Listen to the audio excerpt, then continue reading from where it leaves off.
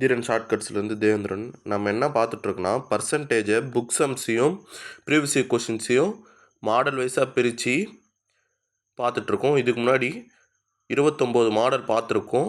மொத்தம் part level videos வந்து பார்த்தோன்னா பார்த்துருக்கோம். அது ப்ளேலிஸ்ட்டில் ஆட் பண்ணியிருக்கோம். அதை பார்த்துட்டு வந்துட்டு இது பார்ட் 12 வீடியோ. ஓகேங்களா? இதை பாருங்கள். எல்லாமே ஷார்ட்கட்ஸாக தான் சொல்லியிருக்கேன். எல்லாம் மாடல் வைஸாக பிரித்து shortcuts book sums previous year questions எல்லாத்தையும் பார்க்க போகிறோம். அதுக்கு முன்னாடி ஒரு லைக் பண்ணிவிட்டு சப்ஸ்கிரைப் பண்ணிவிட்டு வீடியோ பாருங்கள். ஓகேங்களா? 170வது சம் வந்து பார்த்தோன்னா பாருங்கள். மொத்தம் 47 மாணவர்கள் கொண்ட ஒரு வகுப்பில் 22 மாணவர்கள் கால்பந்து விளையாட தெரியும். ஓகே, மொத்தம் 47 மாணவர்கள் இருக்கிறாங்க ஒரு வகுப்பில். அதில் 22 மாணவர்களுக்கு கால்பந்து விளையாட தெரியும், 22 மாணவர்களுக்கு கூடைப்பந்து விளையாட தெரியும் எனில் 2 விளையாட்டுகளும் விளையாட தெரியாதவர் எத்தனை பேர் அப்படின்ட்டு கேட்குறாங்க. ஒன்றும் இல்லை, மொத்த மாணவர்கள் எத்தனை பேர் அப்படின்னா 47 பேர். இதில் கால்பந்து விளையாட தெரிஞ்சவங்க எத்தனை பேர்? 22 பேர். கூடைப்பந்து விளையாட தெரிஞ்சவங்க 22 பேர். ஓகேங்களா? இப்போது இந்த 2 விளையாட்டும் விளையாட தெரியாதவர்கள் எத்தனை பேர் அப்படின்ட்டு கேட்குறாங்க இந்த டோட்டல் கால்குலேஷன்லேருந்து. அப்போ இது ரெண்டுத்தையும் கூட்டுங்க. 44 எடுத்துன்னு வந்து இந்த 47 மைனஸ் பண்ணுங்கள். 44 மைனஸ் பண்ணிங்கன்னா 3. ஓகேவா? 3 பேருக்கு வந்து பார்த்தீங்கன்னா எந்த விளையாட்டுமே விளையாட தெரியாது. ஆப்ஷன் சி தான் ஆன்சர். ஓகேங்களா? இந்த மாடல் ஃபுல்லாக இப்படி தான் வரும். ஓகேங்களா? தெரிந்தவர்கள் எத்தனை பேர், தெரியாதவர்கள் இத்தனை பேருன்னு கொடுத்துட்டு கொஷினாக கேட்பாங்க. ஓகேங்களா? இந்த மாடலே அதுதான். அடுத்த கொஷின் வந்து பார்த்தோன்னா பார்க்கலாம். அடுத்த கொஷின் 171வது கொஷின். 171வது கொஷின் பாருங்கள். இது கொஞ்சம் கிரிட்டிக்கலான சம்மு. பாருங்கள். இந்த பாருங்கள், இந்த கொஷின் பாருங்கள். ஒரு பள்ளியில் 600 மாணவர்களுக்கு ஒவ்வொரு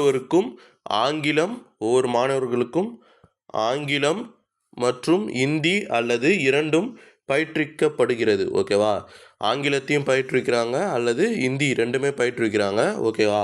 600 மாணவர்களுக்கு பயிற்றுவிக்கிறாங்க, ஆங்கிலமும் இந்தியும். ஓகேங்களா? இதில் ஆங்கிலம் எத்தனை பர்சன்டேஜ் பேருக்கு பயிற்றுவிக்கிறாங்களோ 75% பேருக்கு ஆங்கிலமை பயிற்றுவிக்கிறாங்க. இந்த 600 மாணவர்களை 100 வச்சுக்கிட்டு அப்போது இந்த அதில் 75% பேருக்கு ஆங்கிலத்தை பயிற்றுவிக்கிறாங்க. அதுக்கப்புறம் அந்த 600 மாணவர்களை 100 வச்சுக்கோங்க. அதுக்கப்புறம் அதில் எத்தனை பேருக்கு ஹிந்தி பயிற்றுவிக்கிறாங்கன்னா 45% பேருக்கு ஹிந்தி பயிற்றுவிக்கிறாங்க. ஓகேங்களா? எனில் இரண்டும் பயிலும் மாணவர்கள் எத்தனை பேர்? ரெண்டுமே படிக்கக்கூடிய மாணவர்கள் எத்தனை பேர்? இந்த 600 பேர்லேயே ஆங்கிலமும் படிக்கிறாங்க, ஹிந்தியும் படிக்கிறாங்க. இது ரெண்டுமே சேர்த்து படிக்கிறவங்க எத்தனை பேர் அப்படின்ட்டு கேட்குறாங்க. ஓகேங்களா? கொஷினு அதுக்கு ஃபஸ்ட்டு ஆங்கிலம் எத்தனை பேர் படிக்கிறாங்க, ஹிந்தி எத்தனை பேர் படிக்கிறாங்கன்னு தனித்தனி தெரிஞ்சுப்போம். 600 100 வச்சுக்கிட்டு இதில் 75% பேர் ஆங்கிலம் படிக்கிறாங்களா அதை கண்டுபிடிங்க. இது 3 டைம்ஸு, இது 4 டைம்ஸு. 2 டேபிள் அடிச்சிங்கன்னா 300, இது 150. ஓகேவா? 150 வந்து ஆங்கிலம் வந்து பார்த்தோன்னா 150 பேர் வந்து பார்த்தோன்னா 150யா இங்கே 150 × 3. ஓகே, 150 × 3 வரும்? x = 450 தான் வந்து பார்த்தோன்னா 450 பேர் வந்து பார்த்தோன்னா ஆங்கிலம் பயில்றாங்க. ஓகேவா? அதுக்கடுத்தது பாருங்கள், ஹிந்தி எத்தனை பேர் படிக்கிறாங்க? 600 100 வச்சுக்கோங்க. 45% பேர் ஹிந்தி படிக்கிறாங்க இல்லையா? இதை கண்டுபிடிங்க.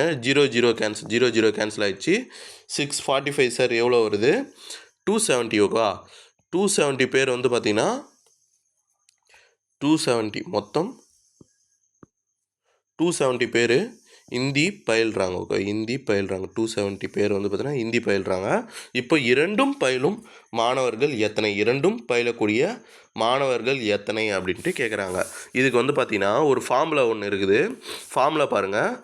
n of Hindi union E. ஓகேவா? Equal to n of English இருங்க formula. n of English union n of Hindi equal to n of English plus n of Hindi minus n of English intersection Hindi. ஓகேவா?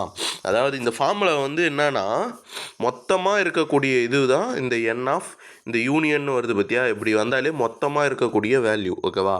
அதுக்கப்புறம் இங்கிலீஷ் ஒருத்தரோட இண்டிவிஜுவலாக அவங்க இங்கிலீஷ் தெரிஞ்சுக்கிறாங்க, அது வந்து பார்த்தோன்னா n of E, n of H. Okay, n of ஹெச்னா இண்டிவிஜுவலாக ஹிந்தி எத்தனை பேர் தெரிஞ்சுக்கிறாங்கன்றது. இங்கிலீஷ் இன்டர்செக்ஷன் ஹெச்னா இரண்டும் தெரிந்தவர்கள். ஓகேவா? இங்கிலீஷும் இந்தியும் எத்தனை பேர் தெரியும். ஓகேவா? ரெண்டும் தெரிஞ்சவங்க. இது வந்து டோட்டல் வேல்யூ. யூனியன்னா டோட்டல் வேல்யூ. ஓகேவா? மொத்தமாக இருக்கக்கூடிய மாணவர்கள். ஓகேவா? அப்போது இது வந்து பார்த்தோன்னா தனித்தனி இருக்கக்கூடிய மாணவர்கள் n of E, n of H. இது வந்து பார்த்தோன்னா ரெண்டும் சேர்ந்து எத்தனை பேர் தெரிஞ்சிருக்காங்கன்றது வேல்யூ. ஓகேவா? இப்போ அதை அப்படியே சப்ஸ்டிட் பண்ணுங்கள். கொஸ்டினில் என்ன கொடுத்துருக்காங்களோ அது 600ன்றது டோட்டல் வேல்யூ.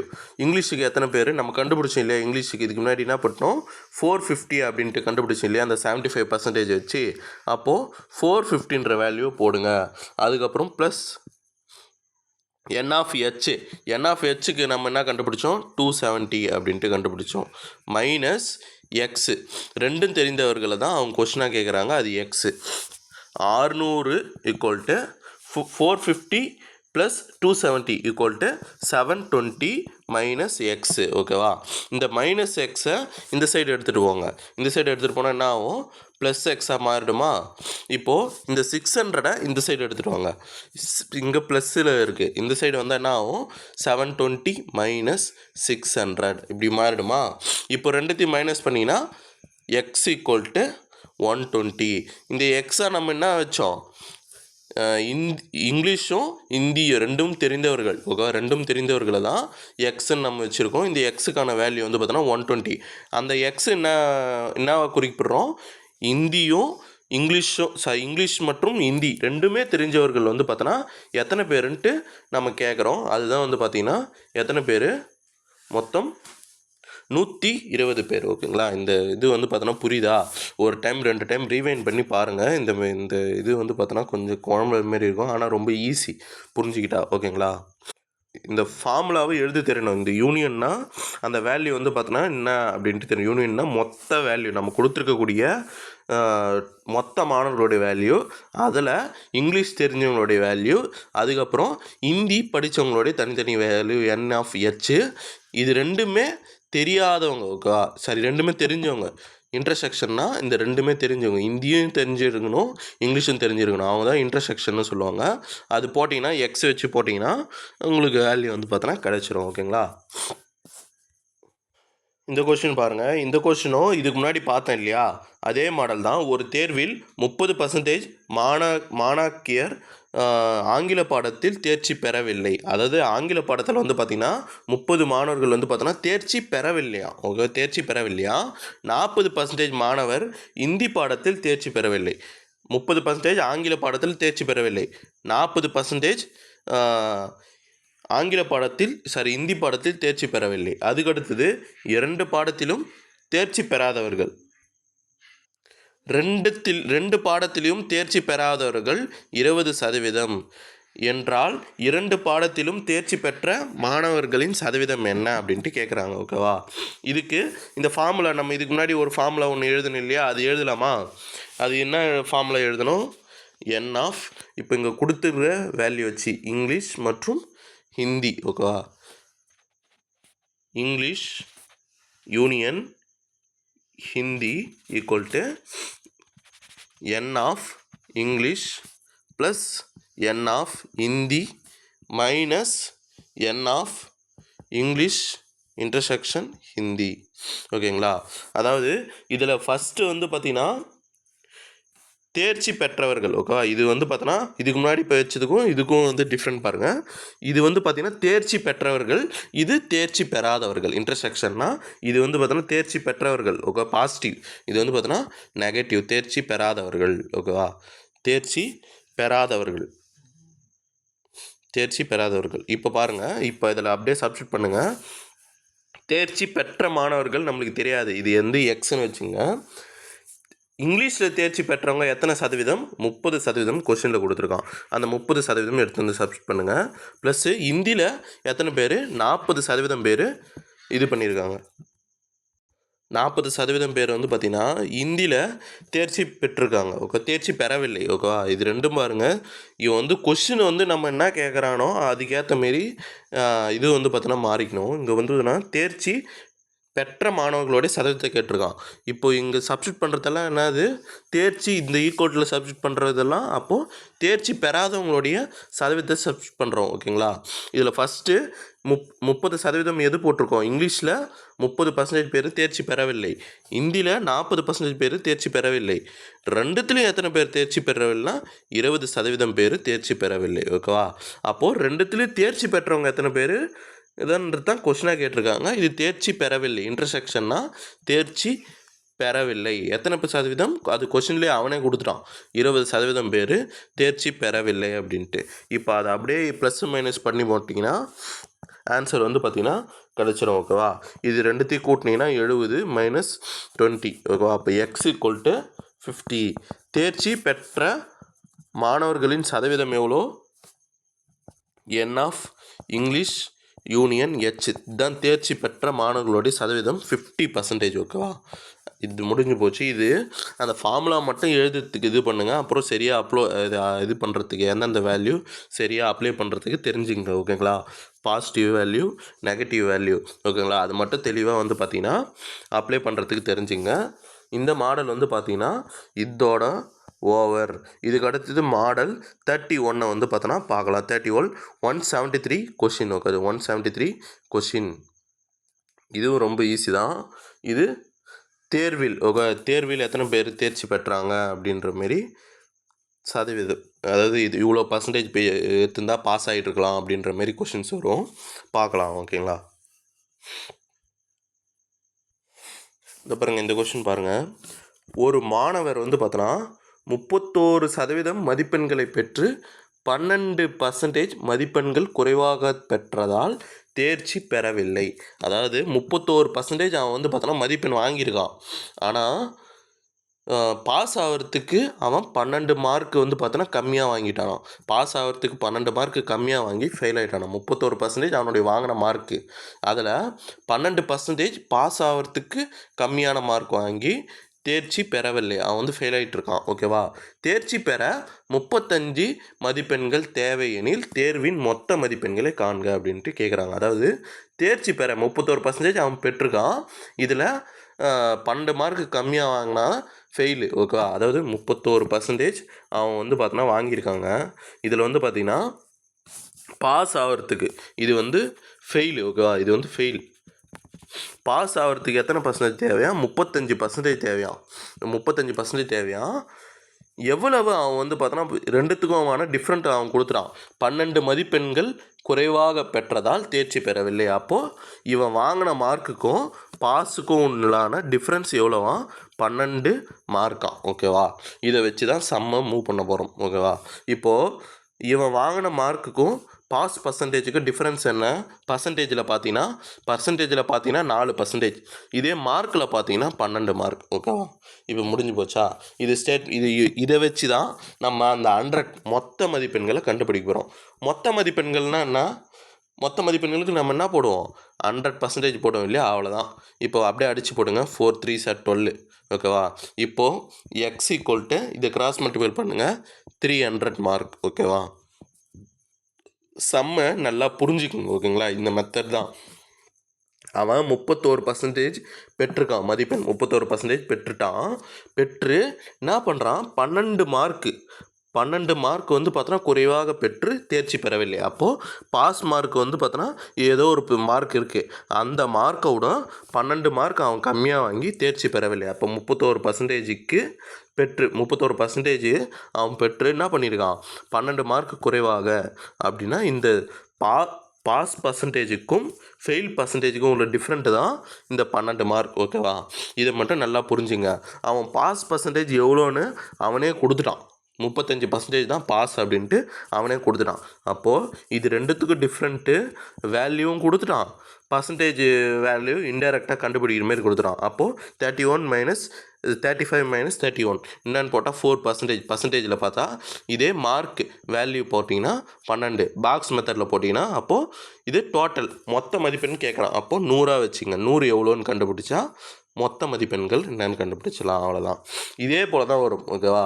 இவ்வளோ மார்க் குறைவாக வச்சு ஃபெயில் ஆகிட்டான் அப்படின்ட்டு வரும். இல்லை இவ்வளோ அதிகமாக எடுத்து பாஸ் ஆகிட்டான் அப்படின்ற மாதிரி கொஸ்டினாக வரும். இது ஃபுல்லாமே மாடல் 31. ஓகே, மாடல் 31ல் இந்தமாரி சம்ஸ் தான் நான் வச்சுருப்பேன். ஓகேங்களா? அடுத்த சம் வந்து பாருங்கள் 174 போட்டு எழுதிங்க. ஓகேவா? அகிலா ஒரு தேர்வில் 80% மதிப்பெண்களை பெற்றால், அவள் வந்து பார்த்தீங்கன்னா அகிலா வந்து பார்த்தீங்கன்னா எவ்வளோ மார்க் வாங்குறாங்களாம்? 80% மார்க் வாங்குறாங்களாம். அவள் பெற்றது 576 மதிப்பெண்கள் எனில், அவங்க வந்து பார்த்தீங்கன்னா 576 மதிப்பெண்கள் வாங்குறாங்க. அந்த தேர்வின் மொத்த மதிப்பெண்களை காண்க. இது வந்து பார்த்தீங்கன்னா ரொம்ப பேசிக்கான கொஷின். இதுக்கு முன்னாடி பார்த்தோம் இல்லையா, அந்த அளவுக்கு ரொம்ப கிரிட்டிக்கல் கிடையாது. ஒன்றும் இல்லை. அகிலா வந்து பார்த்தீங்கன்னா 80% மார்க் வாங்குறாங்களாம். 80% மார்க் வாங்குறாங்களாம். அவள் பெற்றது அதை மதிப்பெண்களாக கொடுத்துருக்காங்க 576. ஓகே, அவள் பெற்றது 576 மதிப்பெண்கள். மொத்த மதிப்பெண்கள் 100 எவ்வளோன்னு கேட்குறான். ஓகேங்களா? இதை அப்படியே அடித்து போட்டிங்கனாலே உங்களுக்கு ஆன்சர் வந்து பார்த்திங்கன்னா வந்துடும். 0 கேன்சல் ஆகிடும். அதுக்கடுத்தது இதை 2 டேபிள் அடிச்சிங்கன்னா 4 டைம்ஸு, இது 5 டைம்ஸ். ஓகேங்களா? 2 டேபிள் அடிச்சிங்கன்னா இது 4 டைம்ஸு, இது 5 டைம்ஸு. 4th டேபிள் இங்கே அடிச்சிங்கன்னா 4th டேபிள் அடிச்சிங்கன்னா 1 டைம்ஸு. அதுக்கப்புறம் 4 4s are 16. இந்த 1 வந்து பார்த்தோன்னா இங்கே வந்துடும் 16. அப்போது 4 4s are 16. 144 × 5 cross multiple. 144 × 5 இந்த சைடு எதுவுமே கிடையாது. அப்போது எக்ஸ் மட்டும் 144 × 5 = எக்ஸ். இதை போட்டிங்கன்னா x = 720 அப்படின்ட்டு வேல்யூ கிடைக்கும். இது ரொம்ப பேசிக். இதுக்கு முன்னாடி பார்த்த மாரி கிடையாது. இது ரொம்ப பேசிக். அப்போ ஈஸியாக போட்டுடலாம். அடுத்த கொஸ்டின் வந்து பார்த்தோன்னா பாருங்கள். அடுத்தது 175 கொஸ்டின் வந்து பார்த்தோன்னா பார்க்கலாம். 175 கொஸ்டின் பாருங்கள். இது நம்ம இதுக்கு முன்னாடி ஒரு மாடல் பார்த்தோம் இல்லையா, அந்த இது. ஓகேவா? பீட்டர் என்பவர் வந்து பார்த்தோன்னா ஒரு தேர்வில் 280 மதிப்பெண்கள் பெற்று தோல்வி அடைந்தார். பீட்டர்னு ஒருத்தர் இருக்கார். அவர் எவ்வளோ மார்க் வாங்குறாரு? 280 மார்க் வாங்குறாரு. ஆனால் தோல்வி தான் அடைகிறார். பாஸ் ஆகலை. அப்போது ஃபெயில் தான் ஆகிறார். ஓகேவா? அவர் இன்னும் 20 மதிப்பெண்கள் பெற்றிருந்தால் பாஸ், மொத்த மதிப்பெண்களில் 50% பெற்று வெற்றி பெற்றுப்பார் அப்படின்ட்டு கொடுக்குறாங்க. மொத்த மதிப்பெண்ணில் இவர் வந்து பார்த்தோன்னா பீட்டர் என்பவர் 280 மார்க் தான் வாங்குறாரு. 280 மார்க் வாங்குறாரு. அதுக்கப்புறம் இன்னும் ஒரு 20 மார்க் சேர்த்து வாங்கியிருந்தாருன்னு வச்சுக்கேன். இன்னும் ஒரு 20 மார்க் சேர்த்து வாங்கியிருந்தால் பாஸு. இந்த பாஸோடைய பர்சன்டேஜும் கொடுத்துட்டான். பர்சன்டேஜ் எவ்வளோவா? 50%. மொத்த மதிப்பெண்களில் 50% பெற்று வெற்றி பெற்றிருப்பார். அப்போ 50% தான் பாஸாம். ஓகேங்களா? 50% தான் பாஸாம். மொத்த மதிப்பெண்களில் 50% என்பது பாஸ்ன்னு கொடுத்துட்டான். அப்போ அப்படியே எடுத்து ஈக்குவேஷனில் எழுதுங்க. அவன் மொத்த மதிப்பெண்களை கண்டுபிடிக்க சொல்கிறான். ஓகே, மொத்த மதிப்பெண்களை கண்டுபிடிக்க சொல்கிறான். இது ரெண்டுத்தையும் கூட்டிங்க. ஏன் ரெண்டுத்தையும் கூட்டுறேன்னா 20 இன்னும் 20 எடுத்து பாஸ் பண்ணியிருக்கலாம் அப்படின்ட்டு கொடுத்துருக்காங்க. அப்போது இந்த 0 இது பண்ணிங்க 300. ஓகே, இது ரெண்டுத்தையும் கூட்டினீங்கன்னா 300ன்னு வேல்யூ வரும். ஓகே, 300ன்னு வேல்யூ வருதா? 300ன்னு வேல்யூ வரும். இந்த 300 தான் 50%. ஓகே, இந்த 300 தான் 50%. அப்போது 50% தான் 300னா 100% எவ்வளோ? அதுதான் மொத்த மதிப்பெண். 100ன்றது மொத்த மதிப்பெண். இது பாஸ் எவ்வளோ ஆகலாம்? 280 + 20 மார்க் எடுத்திருந்தால் பாஸ் ஆகிருக்கலாம். ஓகேவா? அப்போ 300 மார்க் எடுத்திருந்தால் பாஸ் ஆகிருக்கலாம். அப்போ பாஸ் பர்சன்டேஜ் எவ்வளோ? 50%. அதாவது 300 மார்க் எடுத்திருந்தால் பாஸ் ஆகிருக்கலாம். இதில் 100%ன்றது என்ன அப்படின்னு கேட்குறான். இந்த 50 அப்படி ஸ்ட்ரெயிட் அடிச்சுன்னா 2 டைம்ஸு. அப்போ x = 600 தான் ஆன்சர். ஓகேவா? இது நல்லா புரிஞ்சுங்க. பீட்டர் வந்து பார்த்தோன்னா 280 மார்க் எடுத்தான். ஆனால் ஃபெயில் ஆகிட்டான். பாஸ் ஆகலை. இன்னும் ஒரு 20 மார்க் எடுத்திருந்தா அவன் வந்து பார்த்திங்கன்னா அந்த தேர்வில் மொத்த மதிப்பெண்களில் 50% பெற்று வெற்றி பெற்றுப்பார்னா பாஸ் தான் ஆகிருப்பான். 20 மார்க் எடுத்திருந்தா இன்னொரு 20 மார்க் சேர்ந்தால் அப்போ பாஸ் ஆகிருப்பான். அப்போது 300 மார்க் என்பது தான் பாஸ். புரியுதா? அப்போ 300 மார்க் என்பது பாஸ். அப்போ அதோடைய சதவீதத்தை கொடுத்துட்டான். 50% கொடுத்துட்டான். அப்போ 50% தான் 300னா மொத்த மதிப்பெண் கண்டுபிடிக்க 100ன்னு போடுவோம். இது போட்டிங்கன்னா எக்ஸ் வேல்யூ வந்து பார்த்தோன்னா கிடச்சிடுச்சு. அடுத்த கொஸ்டின் வந்து பார்த்தோன்னா பார்க்கலாம். இந்த பாருங்க, இது மாடல் நம்பர் 32. மாடல் நம்பர் 32 வந்து பார்த்திங்கன்னா என்ன இது மாடல்னா, இப்போது ஒரு வேல்யூ வந்து கொடுத்துருவான். இந்த ஆண்டோடைய வேல்யூ இவ்வளோ அப்படின்ட்டு கொடுத்துட்டு ஒவ்வொரு ஆண்டும் 5% கூடும், இல்லை 10% குறையும். இந்தமாரி வந்து பார்த்தோன்னா ஒவ்வொரு ஆண்டும் கூடும் குறையும் அப்படின்ட்டு கேட்டிருப்பான். ஓகேவா? இது வந்து பார்த்திங்கன்னா மாடல் 32. மாடல் 32ல் ஃபஸ்ட் சம் பாருங்கள், 176வது கொஷின். ஓகேவா? ஒரு பள்ளியில் மாணவர் சேர்க்கை எண்ணிக்கை வந்து பார்த்தோன்னா 2000. ஒரு பள்ளியில் மாணவர் வந்து பார்த்தோன்னா சேர்க்கையோட எண்ணிக்கை அட்மிஷன் வந்து பார்த்திங்கன்னா 2000. ஒவ்வொரு ஆண்டும் என்ன ஆகுதுன்னா 5% கூடிக்கிட்டே போதான். ஒவ்வொரு வருஷமும் 5% கூடுதான். ஒவ்வொரு வருஷமும் 5% கூடிகிட்டே போதான். 2 வருஷத்துக்கு பிறகு மாணவரின் எண்ணிக்கை எவ்வளோ அப்படின்ட்டு கொஸ்டினாக கேட்டிருக்காங்க. அப்போது ஃபஸ்ட்டு இருந்த வேல்யூ எவ்வளோ? ஃபஸ்ட்டு 2000ன்னு இருக்குது. ஓகேவா? இது என்ன ஆகுதுன்னா 5% கூடுதான். 5% கூடுதான். 5% கூடுது. ஆனால் அவன் எத்தனை வருஷத்துக்கு மட்டும் கேட்டிருக்கான்? 2 வருஷத்துக்கு மட்டும். எவ்வளோப்பா அந்தமாரி கூடியிருக்கும்? வருஷம் 5% கூடுது. அப்போது எவ்வளோ பர்சன்டேஜ் 2 வருஷத்துக்கு அப்புறம் கூடியிருக்கும் அப்படின்ட்டு கேட்குறாங்க. ஃபஸ்ட்டு அட்மிஷன் எவ்வளோ? 2000. இதுக்கப்புறம் 2 வருஷத்துக்கு அப்புறம் எவ்வளோ அட்மிஷன் கூடியிருக்கும்? ஒவ்வொரு வருஷத்துக்கு 5% கூடுது. 2 வருஷத்துக்கு அப்புறம் எவ்வளோ பர்சன்டேஜ் வந்து பார்த்தீங்கன்னா கூடியிருக்கும் அப்படின்ட்டு கேட்குறாங்க. ஒன்றும் இல்லை, இதுக்கு எப்படி எழுதுறீங்கன்னா 100 கூடும் அப்படின்னா நம்ம என்ன எழுதுவோம்? கூடும் அப்படின்னா என்ன பண்ணுவோம்? ப்ளஸ்ஸு. கூடும் அப்படின்னா ப்ளஸ்ன்றது தானே. இந்த 5%ன்னு இருக்குது இல்லையா, இது வந்து பார்த்தோன்னா 100 கூட ப்ளஸ் பண்ணிங்க 105. ஓகேவா? 105 இந்த பர்சன்டேஜ் எடுக்கிறதுக்கு நம்ம டிவைடில் 100ன்னு போடுவோமா? அவ்வளோதான். இது வந்து பார்த்தோன்னா ஒரு ஆண்டுக்கு. இதேமாரி 2 ஆண்டுகளுக்கு பிறகுன்னு கேட்டிருக்காங்கன்னா அப்போது இதே வந்து பார்த்தோன்னா 2 டைம்ஸ் எழுதுங்க. அவ்வளோதான். இதுதான் ஃபார்மெட்டு. இந்த கொஷினுக்கு இந்தமாரி கொஷின் வந்துச்சுனாலே இதுதான் ஃபார்மெட்டு. ஓகேவா? இதை மட்டும் ஞாபகம் வச்சுங்க. குறையும்னு கேட்டிருந்தானா இப்போது 5% கூடுது, இல்லை குறையுதுன்னு கேட்டிருந்தாங்கன்னா இந்த 100லேருந்து மைனஸ் பண்ணியிருப்போம். அவ்வளோதான். இப்போ இதை அடித்து போட்டாலே ஆன்சர் வந்துடும். இந்த 0க்கு 0 கேன்சல், இந்த 0க்கு 0 கேன்சல், ஒரு 0க்கு ஒரு 0 கேன்சல். இதை 5 டேபிள் வச்சிங்கன்னா 2 டைம்ஸ். ஓகேவா? இது 21 டைம்ஸ். 2 டேபிள் கேன்சல் ஆகிடுச்சு. அப்போது 105 × 21 இதோடைய வேல்யூ வந்து பார்த்திங்கன்னா என்னென்னா 2205. ஓகேவா? இதெல்லாம் கால்குலேட் நீங்களே பண்ணி போடுங்க. ஓகேங்களா? அப்போ தான் உங்களுக்கு ப்ராக்டிஸ் ஆகும். ஆன்சரை எடுத்து அப்படியே எழுதக்கூடாது. வீடியோ பார்த்துட்டு நீங்கள் கால்குலேட் பண்ணி பொறுத்து தான் உங்களுக்கு இது எக்ஸாம் ஆல் வரைக்கும் ப்ராக்டிஸ் ஆகும். 177th கொஷின் வந்து பாருங்கள். 177th கொஷின் என்ன கொடுத்துருக்கான்? ஒரு 2013 ஒரு நகரத்தின் மக்கள் தொகை எவ்வளோவா? 1,25,000. அடுத்த ஆண்டின் அது 7% பெருகும் எனில் 2014 மக்கள் தொகை காண்க அப்படின்னு கேட்டிருக்கான். 2013 ஒரு நகரத்துடைய மக்கள் தொகை 1,25,000. ஓகேவா? இது 2014 வந்து பார்த்தோன்னா 7% பெருகிச்சுன்னா 7% பெருகிச்சுன்னா அது எவ்வளவு மக்கள் தொகை உயர்ந்திருக்கும் அப்படின்ட்டு கொஸ்டினாக கேட்டிருக்காங்க. ஓகேங்களா? பார்க்கலாமா? இப்போ பாருங்கள், அந்த ஒரிஜினல் இதுக்கு முன்னாடி ஒரிஜினல் எவ்வளோ? 1,25,000. அதை எழுதிங்க. 1,25,000 எழுதுங்க. ஒரு வருஷம் மட்டும் தான் கொடுத்துருக்கோம். 2013லேருந்து 14 வரைக்கும். அப்போ ஒரு டைம் மட்டும் எழுதுனா போதும். கொஷினில் வந்து அதுக்கப்புறம் நான் என்ன பார்க்க சொல்லியிருக்கேன்? பெருகுமா இல்லை கழியுமா அப்படின்ட்டு கேட்பாங்க அப்படின்ட்டு பார்த்துருக்கேன் இல்லையா? அப்போது இது பெருகும்னு கொடுத்துட்டான். அப்போது என்ன பண்ண போகிறோம்? 100 ப்ளஸ் பண்ண போகிறோம். 107/100% எடுக்க டிவைடில் 100. இந்த 0க்கு இந்த 0 கேன்சல்.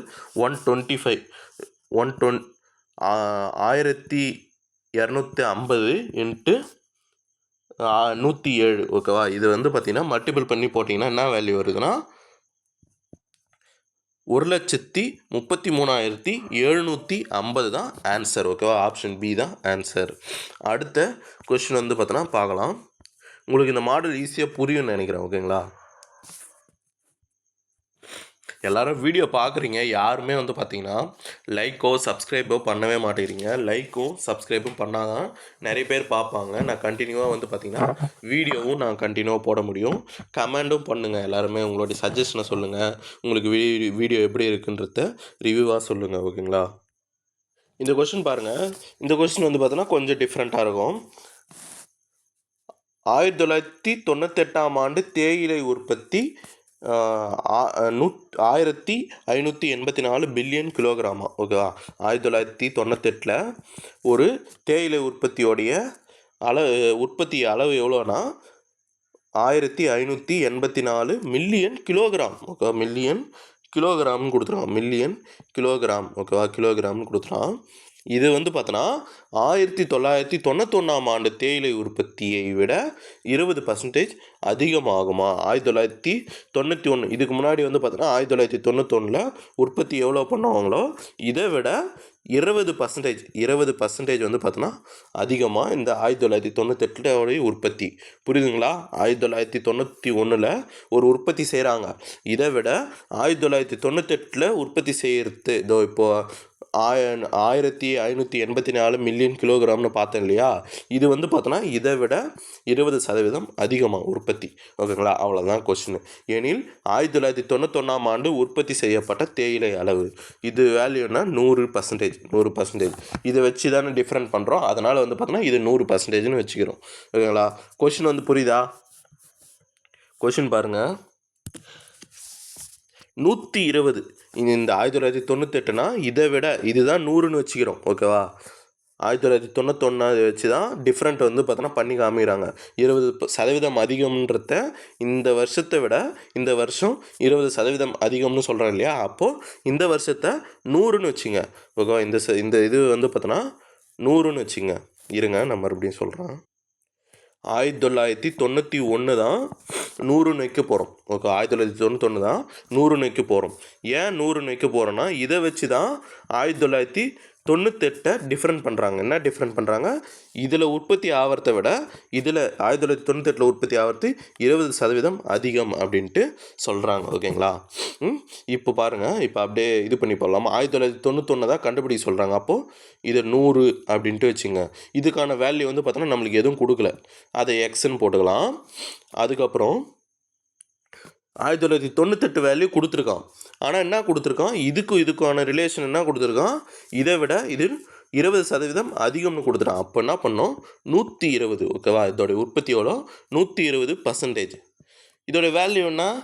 வேல்யூ கொடுத்துட்டான். 120 உற்பத்தின்னு கொடுத்துட்டான்.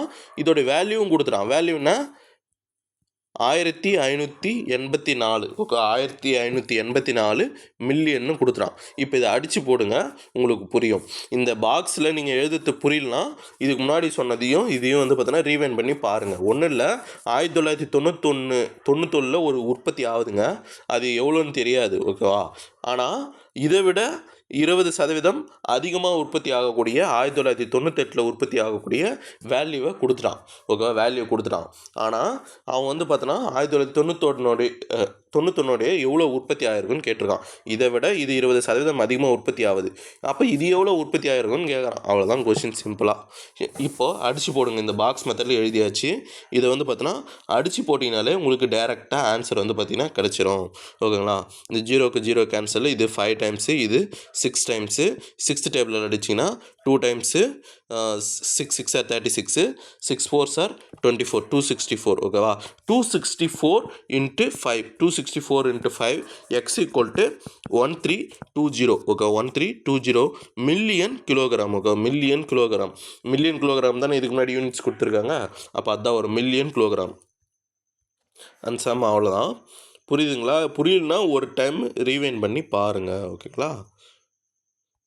அதுக்கு அடுத்தது பார்த்தீங்கன்னா 179வது சம்மு, 179வது சம்மு. இதுக்கு முன்னாடி நம்ம ஒன்று பார்த்தோம் இல்லையா? 2013 14 அப்படின்ட்டு ஒரு சம்மு பார்த்தோம் இல்லையா? அதே மெத்தட் தான். இந்த நம்பர் போட்டு, சம் நம்பர் போட்டு ஆன்சர் பார்த்திங்கன்னா மென்ஷன் பண்ணுங்கள். அப்படின்னா நீங்களே அந்த கரெக்டாக இல்லையான்றத இது கொடுத்துருக்க பாருங்கள். இந்த வேல்யூ கரெக்டாக வருதா அப்படின்ட்டு செக் பண்ணி பாருங்கள். கரெக்டாக வரல அப்படின்னா டவுட்டாக கேளுங்க. ஓகேங்களா? அடுத்த கொஸ்டின் பார்க்கலாம். அடுத்த கொஸ்டின் பாருங்கள், 180வது கொஸ்டின். இதுவும் பாருங்கள். ஒரு கிராமத்துடைய மக்கள் தொகை பார்த்தோன்னா எவ்வளோவா?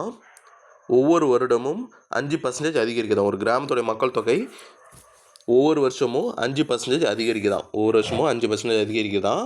அதன் தற்போதைய மக்கள் தொகை பார்த்தோன்னா தற்போதைய மக்கள் தொகை 50,500 ஓகேவா? 50,500 2 வருடங்களுக்கு பிறகு என்னன்னு கொடுத்துருக்கான்.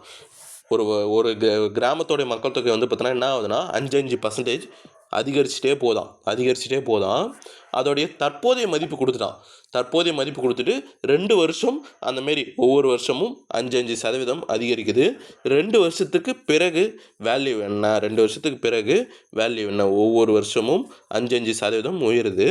5% உயருது. 2 வருஷத்துக்கு பிறகு அதோடைய வேல்யூ என்ன அப்படின்ட்டு கொஸ்டினாக வந்து பார்த்திங்கன்னா கேட்டிருக்காங்க. ஓகேங்களா? பார்க்கலாமா? பாருங்கள்.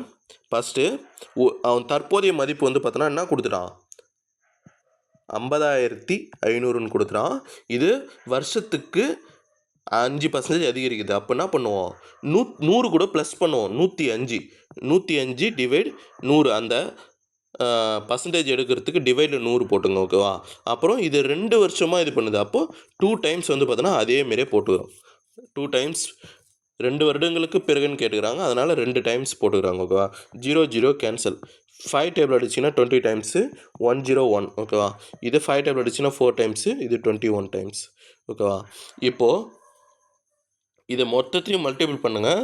மல்டிபிள் பண்ணி மேலே இருக்கிறது எல்லாத்தையும் மல்டிபிள் பண்ணி போட்டுட்டு கீழே வந்து பார்த்தோன்னா டிவைட் 4. மேலே இருக்கிறது மொத்தமாக நீங்கள் மல்டிபிள் பண்ணி போட்டிங்கன்னா 22705 இப்படின்னு வரும். டிவைடில் இங்கே 4 இருக்குது. இது டிவைட் பண்ணி போட்டிங்கன்னா கடைசியாக ஆன்சர் வந்து பார்த்திங்கன்னா 55676.25 அப்படின்ட்டு வரும். பாயிண்ட்டுக்கு அப்புறம் கொடுக்கல. அப்போ 55676 வரைக்கும் தான் கொடுத்துருக்காங்க. இதுதான் வந்து பார்த்திங்கன்னா ஆன்சர். ஓகேங்களா? நீங்கள் இந்த கால்குலேஷன்லாம் அடித்து போட்டு பாருங்கள். போட்டுட்டு உங்களுக்கு கரெக்டாக வருதா இல்லையான்ட்டு செக் பண்ணுங்கள். ஓகேங்களா? இந்த கொஸ்டின் பாருங்கள். ஒரு இருசக்கர வாகனம் ஒன்று இருக்குது. இதோடைய மதிப்பு, இதோடைய விலை வந்து பார்த்தோன்னா 2 ஆண்டுகளுக்கு முன்னாடி, 2 வருஷத்துக்கு முன்னாடி 1 2 ஓகேவா? 2 வருஷத்துக்கு முன்னாடி எவ்வளோவா? 60,000. ஓகேவா? 60,000. ஆண்டுதோறும் 5% குறைதான். இந்த 2 வருஷத்துக்கு முன்னாடின்னு சொன்னாங்க இல்லையா? 2 வருஷத்துக்கு முன்னாடினா அப்போ பழைய விலை இது வந்து பார்த்தோன்னா அந்த வண்டி வாங்கக்கூடிய பழைய விலை. ஓகேவா? வாங்கிய விலை வந்து பார்த்தோன்னா 60,000. அதாவது பழைய விலை வந்து பார்த்தோன்னா ஒரு 2 வருஷத்துக்கு முன்னாடி ஒரு பைக் ஒன்று வாங்குகிறோம்பா, அந்த பைக்கோட விலை வந்து பார்த்தோன்னா 60,000.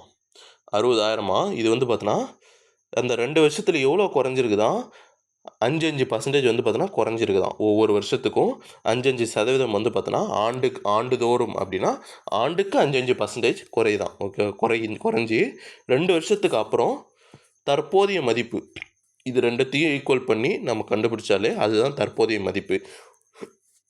முன்னாள்னா ப்ரீவியஸ். ஓகேவா? ஆண்டுதோறும் என்ன பண்ணுதா, 5% குறையுதா.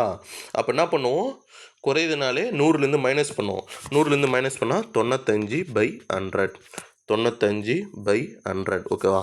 இது போட்டாச்சா?